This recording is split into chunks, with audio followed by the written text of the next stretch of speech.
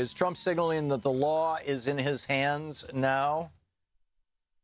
This is, the level of outrage around the Arpaio pardon is huge, and it's going to get bigger. Because, first of all, the traditional strategy for doing presidential pardons is fairly structured and drawn out. And Trump did not acknowledge or respect or follow that tradition at all. Now, there's a reason for that tradition. And the tradition is you wait until after all the judicial process is finished, all the appeals are done. Arpaio was going to appeal. He would have taken it all the way to the Supreme Court. You wait until that's all done.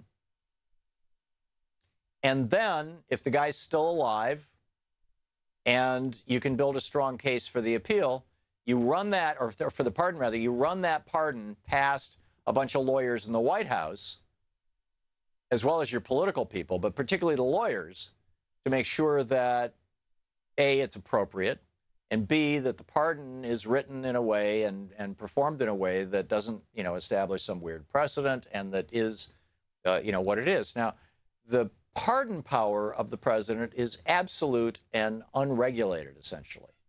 The only limitation upon the presidential pardon power in the Constitution is that he cannot pardon himself or others out of impeachment. And this is where the founders recognized that impeachment was not actually a legal process; it was a political process, and so they put that in there, as the one caveat on the the power to pardon. But Trump did none of that. This was not actually even a pardon of Joe Arpaio. I mean, Joe Arpaio, yes, he was convicted, but he's got appeals. He's out on bail. He could just live his life just fine for probably many years to come. And the guy's 85. Probably live his life for many years to come before his appeals are ever heard, et cetera. And, Trump did this for some very specific reasons. He did this as a shout out to his base. And he did this, I am convinced, as a way of saying to others, don't even think about speaking to the police. Hey, Paul Manafort, hey, Michael Flynn, if you guys haven't already rolled over on me, hang on to it, because I have the power of pardon.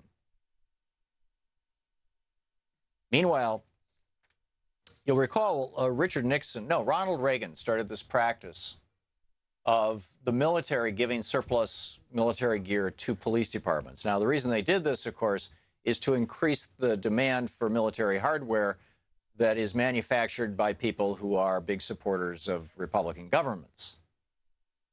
And I mean that with a capital R. The defense industry. Well, they're good friends of Democrats too, or at least many Democrats, but they're particularly in bed with the Republicans.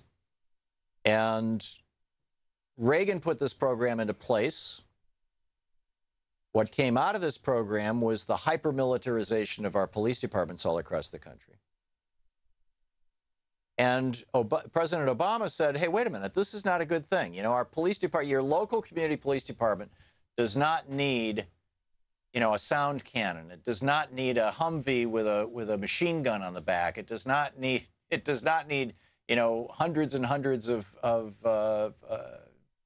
weapons of war, of automatic weapons and semi-automatic weapons. It doesn't need these literally weapons of war.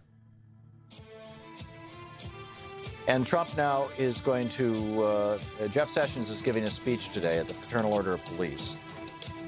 And he is, in all probability, going to announce that they are going to change this. They're going to end the Obama-era policy of banning this, and they're going to go back to the military shoveling hundreds of millions of dollars worth of, quote, surplus, end quote, military hardware to police departments, so it can then be replaced by the defense industry.